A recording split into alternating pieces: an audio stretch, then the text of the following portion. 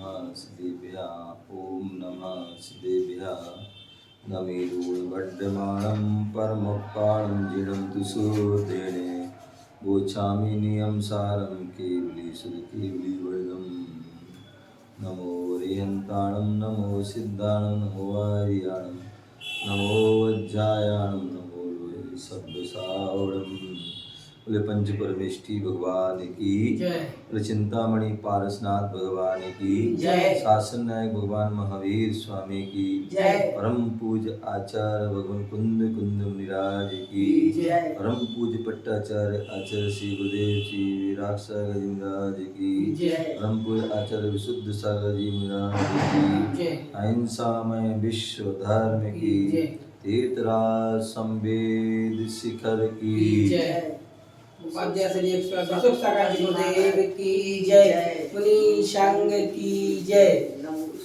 प्यारे बंधु, आज हम सभी पुनः मध्य प्रदेश की राजधानी भोपाल अशोका गार्डन पारसनाथ जिनालय जैन धर्मशाला में बैठे हुए हैं।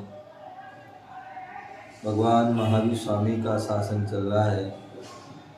भगवान महावीर स्वामी के द्वारा जो दिव्य ध्वनि की, जो वाणी की, वही वाणी जिनवाणी के रूप में हमें प्राप्त है। उसी जिनवाणी का हम रसपान कर रहे हैं।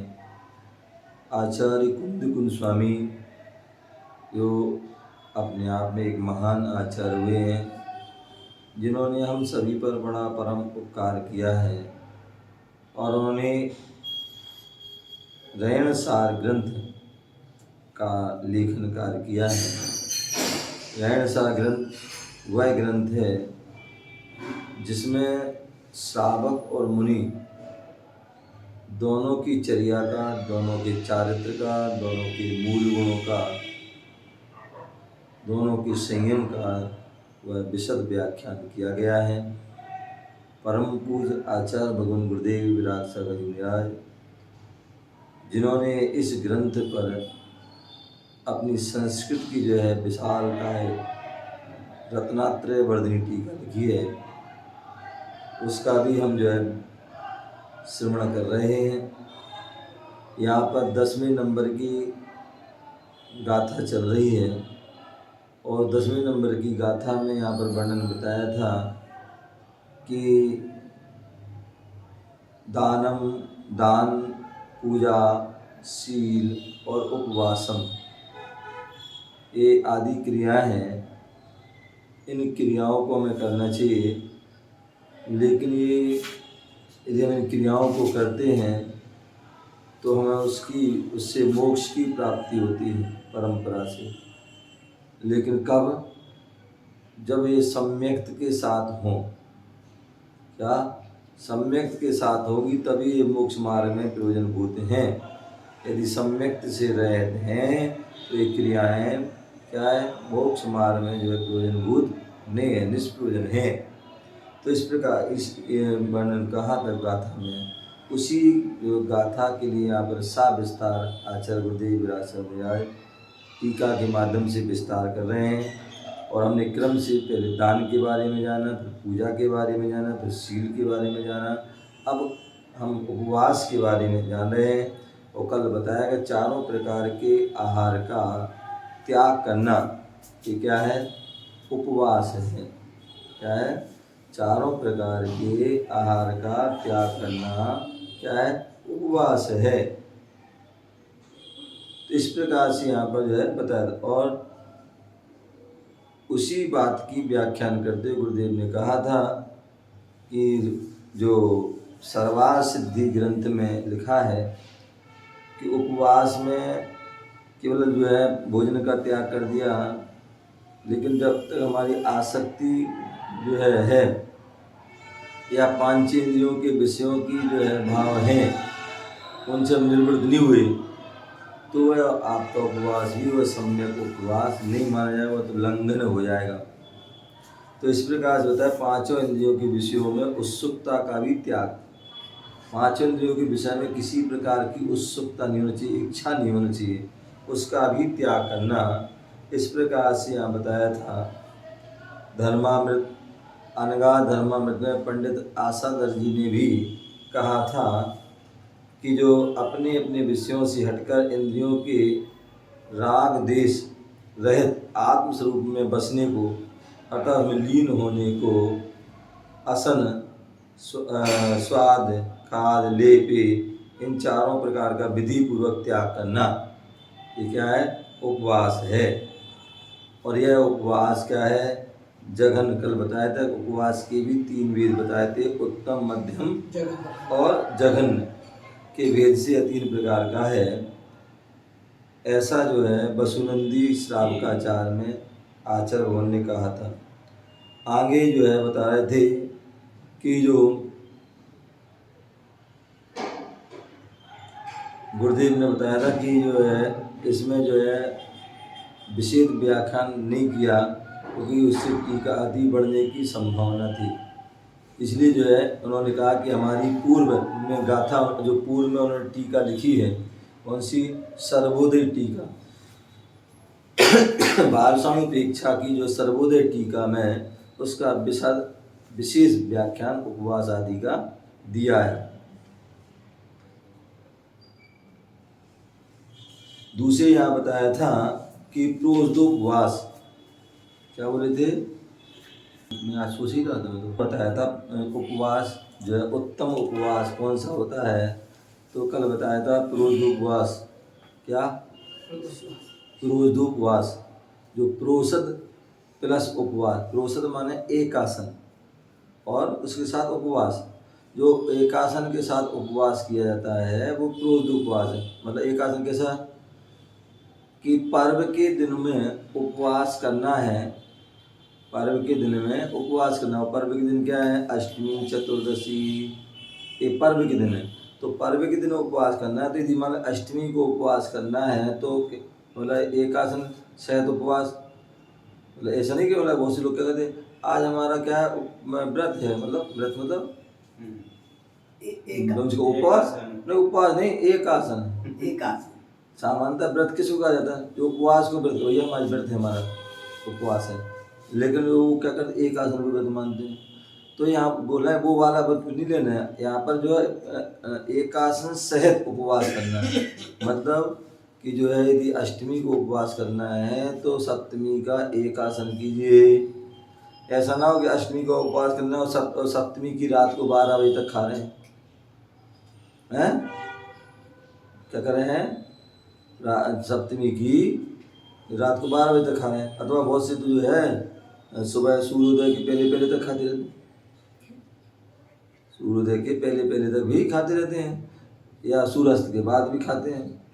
तो बोले वो वैसा उपवास नहीं है। उपवास यहाँ तो क्या है कि यदि आपको अष्टमी को उपवास करना है तो सप्तमी को जो है लंच का टाइम, जो आप लंच करते हो, चाहे वो आप 10 बजे करो चाहे 11 बजे करो, जो आप प्रतिदिन करते हो, प्रतिदिन आप लंच कितने बजे करते हो यदि, तो उसी टाइम पे आप भोजन करो। और भोजन करने के बाद फिर जो है चारों प्रकार के आहार का त्याग कर दो। कब तक?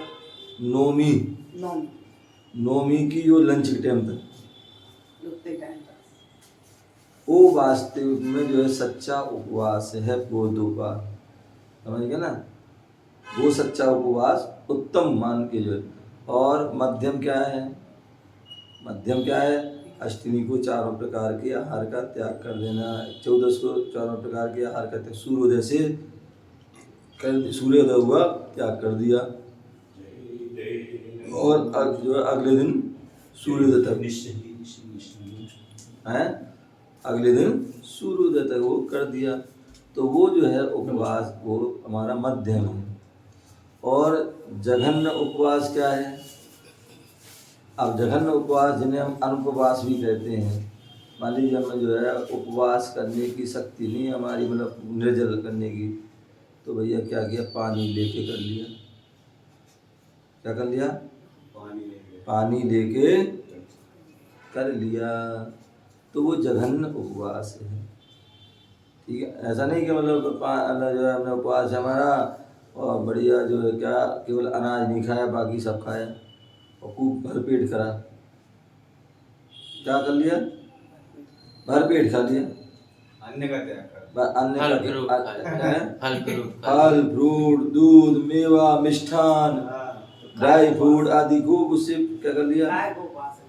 तो फिर वो वही तो कह रहा है, इसी तो कह रहा है वो फिर उपवास की नहीं है भाई। चलो हम मान सकते हैं कि भाई निर्जल नहीं हो सकता, कम से कम पानी की छूट रखो भाई, चलो विशेष बस्ती वो मान सकते हैं, ठीक है ना। कायदे से अन्न का त्याग नहीं करना चाहिए, ड्राई फ्रूट वगैरह का त्याग करना। हाँ तो ये है, बहुत से लोग ऐसे, बहुत से लोग क्या करते हैं कि जो है हमने यार चलो आज आज हमारा उपवास है, अनाज त्याग है। अब अनाज का त्याग है, सस्ती चीज छोड़ दी। अनाज का त्याग है और आप सारा माल आप जो है करने से, तो इससे अच्छा भैया 2 रोटी खा लेते ना, 4 रोटी खा ले, वो अच्छी थी, वो सस्ती पड़ती। और तुमने जो है वो कह दिया वहाँ उपवास है और मान लो बड़ा अल्लाह भैया 1-2 किलो दूध, मतलब 1-8 किलो दूध ले आओ, बड़ी सूद है? आजू हाँ? बहुत हो जाता, नहीं नहीं मतलब क्या है, बहुत हो जाता है। अरे ऐसे ऐसे थे आमला में एक जगह तो होगा, अरे एकाध उपास एक जग याद है एक अरे आप मतलब पीने वाले कहे एक जग पानी पी, एक जग जो है पानी पी लेंगे, डाब का पानी पी लेंगे, कहीं आदि जूस आदि मतलब पता नहीं क्या क्या, तो रबड़ी भी खा लेंगे, ड्राई फ्रूट भी खा लेंगे, तो मतलब जो है जो सच्चे जिनकी लोग खाते हाँ, हैं, जिनकी वो चाय पी के एक जाते मतलब हैं। उपास करते हैं तो उसी जगह खाएंगे, वो संध्या तक खाते रहते हैं, फिर सोजे फिर खा लें, फिर सोजे फिर खा लें। एक आसन। एक आसन। तो ऐसा हाँ, ऐसे भी बहुत से लोग कई बार ऐसे कुछ होते हैं लोग कि भाई हमारा एक आसन है, हम एक आसन पर बैठकर ही जो है हम वहाँ पर एक स्थान पर बैठकर सीमित मान ही लें, सीमा में। हम जो है भोजन करेंगे उस, और दो आसन आदि कुछ नहीं करेंगे। तो वो क्या करते हैं, वहीं बैठे रहेंगे, भोजन करेंगे, बैठे बैठे बैठे बैठे बैठे बैठे और जो है अपने जो भी कुछ करना है, कैसे क्या करना है, और उसके बाद तो 1-8 घंटे बाद 2 घंटे बाद पानी पी लिया, ये कर लिया, वो आधी बैठे और वो समझेंगे ना। तो जो है वो क्या है, मतलब फिर वो तो इच्छा लोग हो गया, ऐसा नहीं होना चाहिए। अपने जो अपनी भाई एक बार तुम जो खा सकते खा लो, उसके बाद फ्री हो जाओ बस। अब उसके चक्कर ऐसे नहीं कि अभी अभी तो खाना, पहले तो खाना खाया बढ़िया तान से, दम से खाना खाया पूरे यहाँ तक एक आसन में है। बहुत से लोग क्या करते हैं यहाँ तक भोजन किया, अब 1-2 घंटे वहीं बैठे रहे कुछ भी चलो, और उसके बाद क्या सामाजिक में जो भी कुछ करना है कर लिया है अपने, फिर उसके बाद फिर दूध ले लो, अब जो है पानी ले दूध लो। पानी जो भी है करके जो है वो कर रहे हैं। शाम तक बैठे रहते हैं। करते 6-6 बजे तक। करते ऐसा बहुत कम लोग हैं, शरीर कमजोर नहीं होनी चाहिए। हम करते कम लोग हैं लेकिन करते हाँ ऐसे भी लोग हैं, क्या है ऐसे भी लोग हैं। तो ऐसा हमें नहीं करना चाहिए, ठीक है। तो कहने का तात्पर्य कि हम उत्तम तो ये है कि उपवास की प्रयोग करें, मध्यम क्या है मतलब जो है अष्टमी आदि जो भी उसमें पूरा 4 प्रकार के आहार का त्याग करें, और जघन्य जो है वो क्या है उपवास के दिन जो है यदि आपको अति आवश्यक पड़े तो आप पानी जो है पानी और वो भी सीमित लो। कई बार जो है बहुत से लोग जो 2-3 जग पी गया जो भी कुछ भी है, तो वो भी मतलब अपना सीमित पानी अपने बट एक आधार जो, तो इस प्रकार से करना चाहिए। तो यहाँ पर वही बता रहे थे कि अष्टमी चतुर्दशी दिनों में किया जाने वाला उपवास पूर्णोपवास है। असन को बाह्य तपों में परिगणित किया गया है। जो हमारे यहाँ आचार्यों ने श्रावक और मुनि के जो षड आवश्यक हैं उसमें एक तप लिया गया। क्या लिया गया? देव पूजा, गुरु पास्ति, स्वाध्याय, संयम, तपः, दानम चेति गृहस्थानम सत्कर्माणि दिने दिने। तो जो है हमको क्या किया उसमें तप को लिया गया। और मुनियों के जो है मुनियों के या जो वैसे तो उसमें तो मुख्य रूप से आचार्यों के हैं मूल गुणों में क्या है 12 तप, 10 दम, 12 तप, 12 अनुपेक्षा है, 5 पंचाचार, 6 आवश्यक, 3 गुप्ती, ये जो ऐसे 36 गुण उनके आचार्यों के होते हैं। तो उनके मूल गुणों में जो है क्या है 12 तप हैं। उपाध्याय और साधु के जो हैं वो क्या है वो उनके जो उत्तर गुण में वो तप है। तो ऐसे वह जो तप को करते हैं तो तप में जब उन्होंने कहा कि तप किसे कहते हैं, जो आत्मा को तपाए या कर्मों को क्षय करे, वो तप है, जिससे कर्मों की निद्रा आदि भी होती है, ऐसा वह तप। और वह तप जो है मुख्य रूप से 2 प्रकार का है, एक बहिरंग तप और एक अंतरंग तप, ठीक है ना। अब बहिरंग तप जो है क्या है, वो जो दिखने में आता है। बहिरंग तप जो है क्या होता है, जो दिखने में आता है, जैसे अनशन, या तुम्हारा चेहरा क्यों उतरा हुआ है, हैं? आज कमजोर से नजर आ रहे, क्यों? ये आज हमारा उपवास है ना, तो दिख जाता है, क्या है, दिख जाता है। तो ऐसे जो है, लेकिन जो अंतरंग तप है, प्रायश्चित, विनय, वैयाव्रत, स्वाध्याय, व्युत्सर्ग, ध्यान, ये सब क्या है, अंतरंग तप है।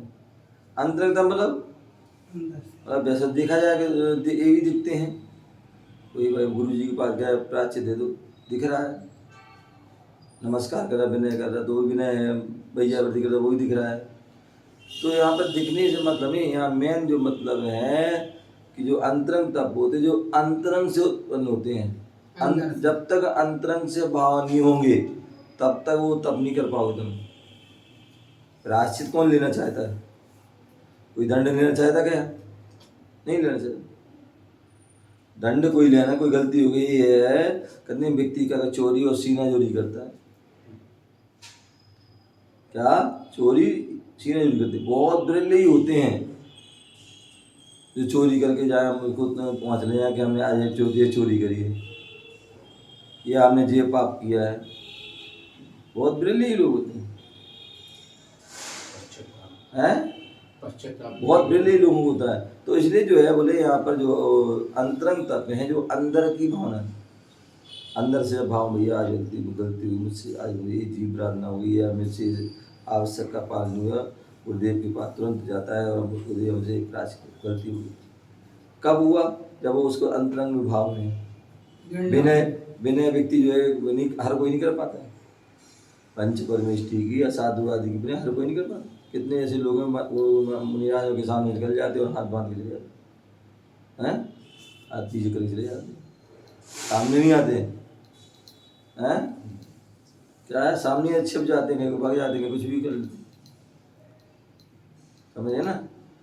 तो इसलिए यहाँ बोल रहे हैं कि जो विनय जब अंदर से बात, नहीं भैया ये हमारे पंच परमेष्टि हैं, ये हमारे आचार्य परमेष्टि हैं, ये उपाध्याय परमेष्टि है, ये साधु परमेष्टि हैं, ये आनंद परमेष्टि है, सिद्ध पर, इनको हमारा कर्तव्य प्रतिदिन जो है नमस्कार करना, उनकी विनय करना, उनकी जो विनय आदि करना, उनकी पूजा अर्चना आराधना करना, स्तुति करना, अथवा जो मुनिराज आदि आचार्य उपाध्याय साधु हैं, सत्पात्र हैं, उत्तम मध्यम जगन पात्र हैं, उनकी क्या करना, यथायोग वैयावृत्ति आदि करना, सेवा करना, ये भी क्या है, ये भी जो है तप है।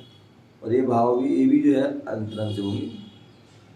मान बड़ा मुनिराज जो है नगर में विराजमान है, चतुर्मा चल रहा है, आए हुए हैं, लेकिन हम एक ही बार जो है वैयावृत्ति नहीं करेंगे, क्या एक ही बार में वैयावृत्ति कुछ नहीं भैया, आप जो है क्यों वैयावृत्ति करना है? बोले महाराज तो क्या आवश्यकता, हमारा तो कुछ कौन सी चल रहा है, कोई फिर रहा है, कोई कुछ कर रहे हैं, भाई वो कुछ करे या ना करें, लेकिन तुम्हारा कर्तव्य है वैयावृत्ति करने का। क्यों?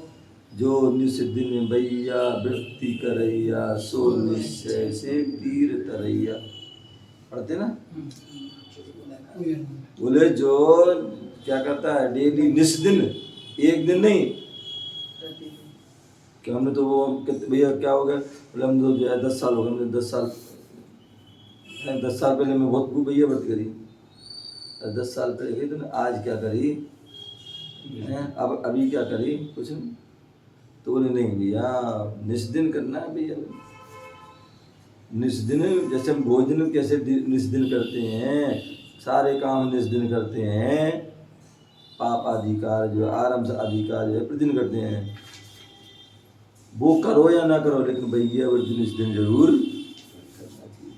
और उसके भेद आदि उसमें तत्वासूत्र दिए, किन किन वैयावृत्ति में 10 प्रकार के उसके भेद हैं। तो इस प्रकार से यहाँ कहने का तात्पर्य कि जो है अनशन जो है क्या है, तप को बाह्य तपों में परिणत किया गया है। प्रोद्योपवास तो अनशन जो है बाहर की तप में किया है, तो इसलिए प्रोद्योपवास तो श्रावक के शिक्षा व्रतों में परिणत किया गया है। सामायिक व्रत संबंधी संस्कार को स्थिर करने के लिए यह प्रोद्योप उपयोगी है। बोले जो प्रोद्योपवास उपवास करना क्यों जरूरी है? बोले जो सामायिक संबंधी जो हमारे संस्कार हैं वो स्थिर है, अन्यथा क्या होता है, व्यक्ति अगर प्रोद्योपवास आदि नहीं करेगा तो उससे हो सकता है भैया किसी प्रकार का प्रमाद आदि आ सकता है। क्या हो सकता है? किसी प्रकार का प्रमाद, आलस, निद्रा आदि जो है आ सकती है। अनेक प्रकार के और भी जो है किसी प्रकार की वो विघ्न बाधा आ सकती है आपके। तो इसलिए सामायिक व्रत संबंधी संस्कार को स्थिर करने के लिए यह क्या है, प्रोद्योपवास। मैंने कहा था, कल भी कहा था कि जिस दिन हम जो है सामान्यता सामायिक आदि हम कम कर पाते हैं, लेकिन उपवास के दिन हम क्या करते हैं, उपवास के दिन विशेष क्या करते हैं, उपवास के दिन विशेष साधना करते हैं, क्योंकि हमारे पास समय विशेष है। क्या है, हमारे पास समय विशेष है, तो इसलिए उपवास के दिन जो है विशेष, मतलब सामान्यता में 48 मिनट की समय करते हैं, दो घड़ी करते हैं, तो उपवास के दिन हम जो है 4 घड़ी 6 घड़ी की करें। क्या करें, 4 घड़ी या 6 घड़ी करें। महाराज जी जाप सामायिक में नहीं आती जी, जाप है सामायिक में नहीं आती, क्या नहीं आती है? जाप जो है सामायिक आती है ना, आती है। लेकिन जो है जाप ही जाप करना तो ये भी जरूरी नहीं है। बोले जाप अगर हम एक भी जाप कर ली तो बहुत है। अब नहीं हमने आज मैंने भाई सामने के बैठ गए 25 माला फेली, 10 माला फेली, 15 माला फेली, 100 माला फेली, तो नहीं। सामायिक का अर्थ क्या है? सामायिक का समता भाव, समता भाव। उस समय चिंतन करो, आप क्या करो, चिंतन करो। बोले जीवे मरने लाए संजोग पिजोगे बंधु से सुख साधु समना सामायणम। क्या बोल रहे हैं?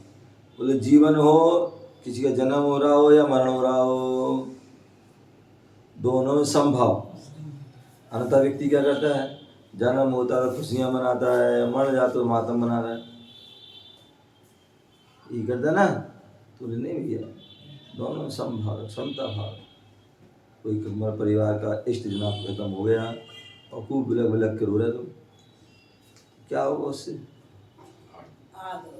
आर्द्रो ध्यान होगा, अशुभ कर्म का आश्रय होगा, ये तो चले ही जाए, वो तो चलेगा, वो द्वार आने वाले नहीं है, समझेंगे ना। तो इसलिए जो है ये सोचो, बल्कि हमें ये सोचना चाहिए कि जो है वो क्या दादाजी चले गए और जो उन्हें करना चाहिए वो नहीं कर पाए, जो करना चाहिए वो नहीं कर पाए। भैया अब हम उनसे शिक्षा लें, क्या हम शिक्षा लें कि भैया मैं जाने के पहले हमें सारे अपने जो है क्रियाओं से निवृत्त होना है, तपस्या करना है, अपने मनुष्य जीवन को सार्थक करना है, तो मुनि दीक्षा भी लेना है, समाधि में करना है, या कोई तीर्थ यात्रा करना, जो भी कुछ जिसकी भावना है वो करना। तो इस प्रकार से जो है तो जीव मरने ला, जन्म हो या मरण। अब जन्म हो गया, व्यक्ति खुशी खुशी मना रहा है, अब खुद इतनी खुशी मना रहा है कि भगवान को भूल गया, भगवान गुरुओं को भूल गया, अपनी धार्मिक क्रियाओं को भूल गया है। तो इसलिए बोले नहीं भैया जो है हमारे लिए क्या करना है कि जो जन्म जो सामयिक करता है, समता भाव रखता है, जन्म हो चाहे मरण, जीव मरने लाभ हो अलाभ हो, क्या हो, चाहे लाभ हो, लाभ हो गया तो खुद ज्यादा खुशी मनाने लगे, और हानि हो गई तो मरने लगे। ये बात है ना। कितनी बार ऐसा होता है, किसी को लाभ हो गया, एकाएक किसी की लॉटरी खुल गई है, कोई जो है शेयर बाजार में उसका भाव उछल गए, या कुछ भी मतलब व्यापार में एकदम लाभ हो गया, हाँ जो है 60-70 था और कहाँ जो है 1.25 लाख हो गया, ठीक है, कहाँ जो है 80-90 चांदी थी और कहाँ जो 1.5 लाख पे पहुंचे। पौने पौने 2 लाख हो गई। तो ऐसे में क्या होता है, व्यक्ति एकदम जो है ज़्यादा शौक लग जाता है और उसमें अरे जो है मान एकदम जो उसको फायदा हुआ उसमें जो है हार्ट फेल हो जाता है। हाजिर में 20% प्रीमियम पे मिल रही है, जैसे डिब्बे पे 160 है ना, तो वो मार्केट में है ही नहीं फिजिकल चार्ज, जी। मगर अब 20,000 रुपये ऊपर में मिलेगी मार्केट में जो भाव बता रहा है। हाँ है ही नहीं फिजिकल। हाँ, वो सब क्या है, ये सब क्या है, सट्टा बाजार है। उन्हें पता है कि जो है कब सीजन चलता है, जब सालन आती है, दिवाली आती है, तो इसमें जब श्रावक ज़्यादा लेंगे तो सारा पहले उन्हें जो है क्या कर लिया, उन्हें सस्ते में पहले सारा उन्हें पूरा चांदी देवी मार के उठा कर रख ली। जीवन वाले लाभ। अब जिसको चाहिए है तो भैया 20% 30% आगे महंगा दे रहे, लेना हो लो, नहीं लेना नहीं लो। अब जिसको लेना हो तो जरूर लेगा वो, तो अब चाहे तुम कितनी करो। तो ऐसे जो है कहने का तात्पर्य कि जो क्या क्या बात चल रही थी, तब की बात चल रही थी, लाभ हानि सामायिक करना है तो सामायिक में लाभ हो तो भी हमें ज़्यादा मतलब जो खुशी होने पर हार्ट फैला जाता है, और हानि होती है एकाएक मालूम पड़ा कि तुम्हारा जो है इतने करोड़ों का नुकसान हो गया, या तुम्हारी फैक्ट्री में आग लग गई, तुम्हारे इसमें ये हो गया, तो ऐसे में क्या एकदम उसको शौक लग जाता है, उसमें भी हार्ट फेल हो जाता है। अथवा व्यक्ति सुसाइड आदि कर लेता है, आत्महत्या कर लेता है, कोई रेल की पटरी में जा रहा है, कोई जहर खा रहा है, कोई फांसी लगा रहा है, कुछ ये क्या है, तो उससे लॉस से भी उसको जो है होता है, और ज़्यादा फायदा होने पर भी उसको ऐसा हो जाता है। तो इसलिए दोनों में साधु कहते हैं, दोनों समता भाव रखो भैया, चाहे लाभ हो, ठीक है ना। बंधु ऋष दुखा दो, जो बंधु हो मित्र मिल जाए तो उसमें खुश नहीं होना, और अमित्र मिल जाए शत्रु मिल जाए तो दुखी नहीं होना। क्या है, जो यदि बंधु मिल जाए तो उसमें खुश नहीं होना है, प्रसन्न नहीं हो जाना, खिलखिला नहीं लगना है, और शत्रु मिलकर तो उसमें दुखी नहीं होना है, संकलेश पड़ना नहीं करना है। तो दोनों समता भाव, ठीक है ना। और उसके बाद सुख दुख, क्या है, सुख दुख, सुख आ रहा है, क्या रहे हैं, सुख अगर जीवन में आ गए तो उसमें भी आप जो है सुख में फूल हो नहीं और दुख में फूल हो नहीं। गुरु जी हमेशा बोलते थे कि दुख में कभी हमें जो है क्या, दुख में हमें फूलना नहीं चाहिए और सुख में फूलना नहीं चाहिए। अंतर लोग क्या करते, सुख में फूलने लगते हैं और दुख में फूलने लगते हैं। तो इस प्रकार जो है इन सभी में समता भाव रखना, क्या रखना, इन सब में जो है समता भाव रखना, तो वही जो है हमारा सच्ची सामायिक है। तो बोले उपवास क्यों करना है, बोले सामायिक व्रत संबंधी संस्कार को स्थिर करने, उसको बढ़ाने के लिए जो है क्या उपवास, रोज उपवास किया जाता है। अब जैसे मान लीजिए हमने सप्तमी को उपवास कर, एकासन कर लिया एक टाइम, तो आप उसके बाद दोपहर में अब शाम कुछ करने नहीं है, क्या भैया आज हमारा कुछ नहीं, अष्टमी है उपवास है, तो भैया आज हम दोपहर में विशेष स्वाध्याय कर रहे हैं, विशेष जाप कर रहे हैं, विशेष सामाय कर रहे हैं, विशेष ध्यान कर रहे हैं, या कोई व्यक्ति जो होते हैं तीर्थ यात्रा भी करते हैं, ठीक है ना। तो इसलिए व्रत सामायिक जो है व्रत संबंधी संस्कार को स्थिर करने के लिए है रोज उपवास उपयोगी होता है।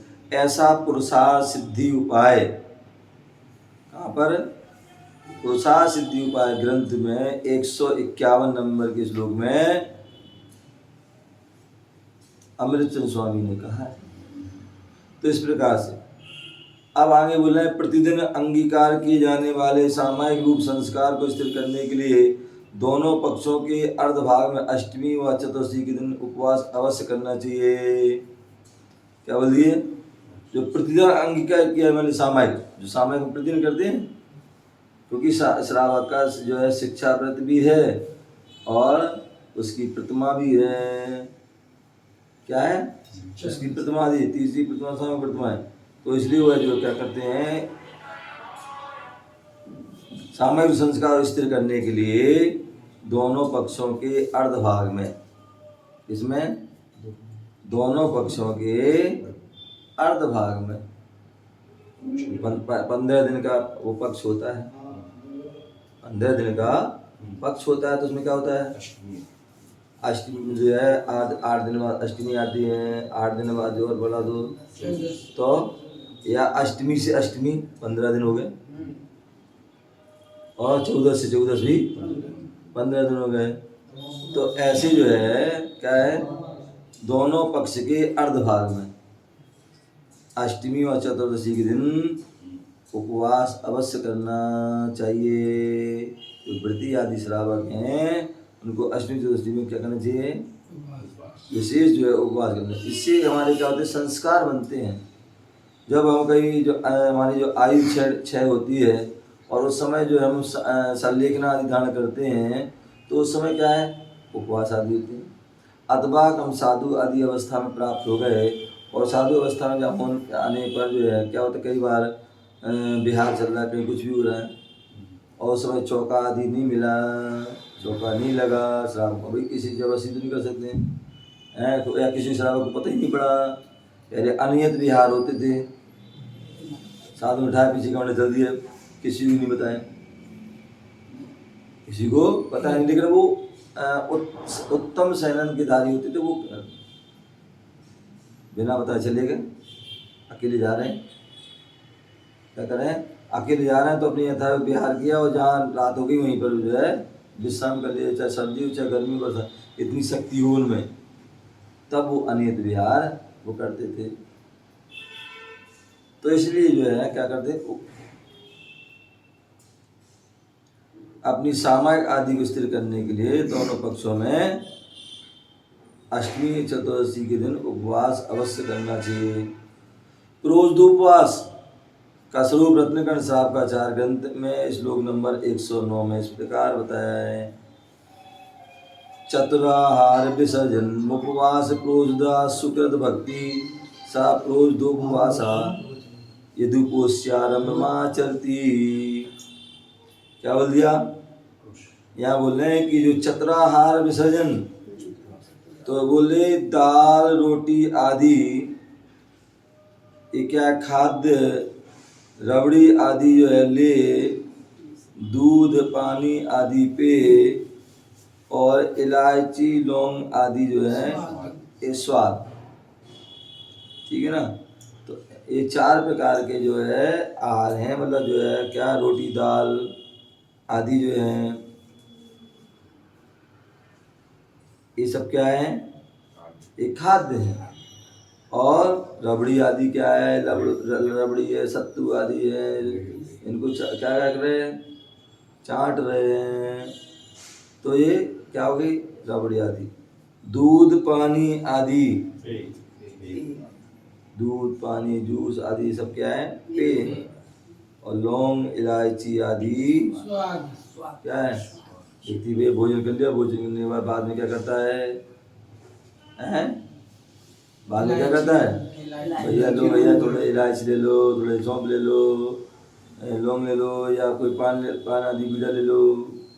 तो ये जो है उनका क्या किया जाता है, सम्मान आदि किया जाता है। तो इस प्रकार से दूध पानी आदि को पे और इलायची लौंग इत्यादि ये क्या है, स्वाद। तो इन 4 प्रकार के आहार का त्याग करना ये वास्तविक उपवास है। क्या है, उपवास। दिन में मात्र एक बार एक आसन से आहार पानी लेना ये प्रोषद कहलाता है। पहले कहा कि जो दिन में एक बार जो भोजन करना इसे हम एक आसन कहा जाता है।